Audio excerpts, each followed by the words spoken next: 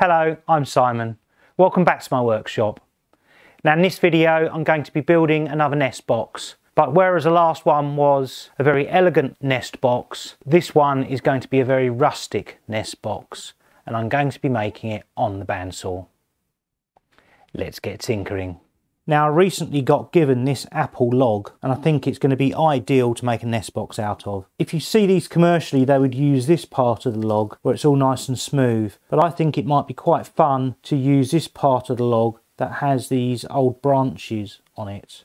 The first thing I'm going to do is to cut out the piece of the log that I want to use. Now you need to be a little bit careful when cutting logs on a bandsaw, because if the blade gets caught, could rotate that log and your fingers could end up getting bruised or possibly even broken as a result. So you need to look at your log and decide how you can do this safely. You might need a jig. I've decided that because of the shape of this log, it's pretty stable and unlikely to rotate, so I'm happy to proceed as it is.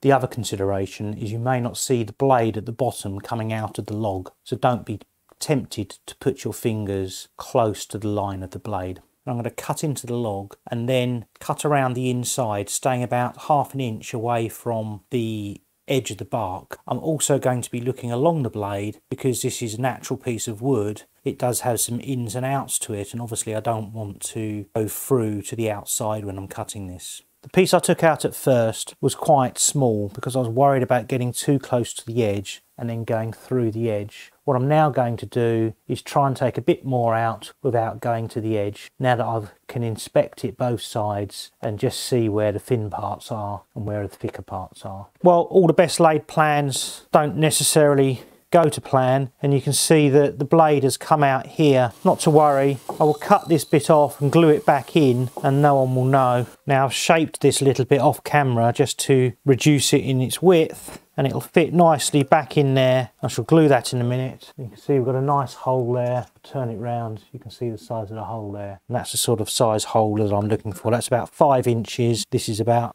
3.5 inches. You get an idea. I'm now going to cut a cookie off of this piece and off of the other piece of scrap, and that will make the top and bottom.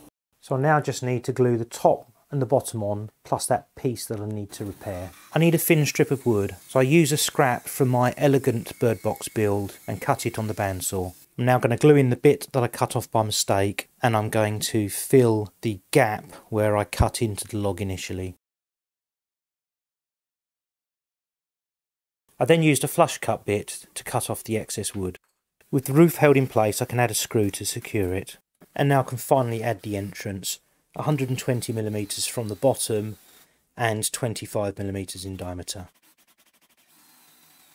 So this was a pretty simple build of a rustic nest box.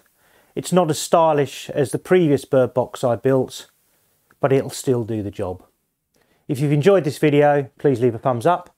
And if you'd like to see more videos like this, then please subscribe, and I'll see you in the next video. Thanks for watching.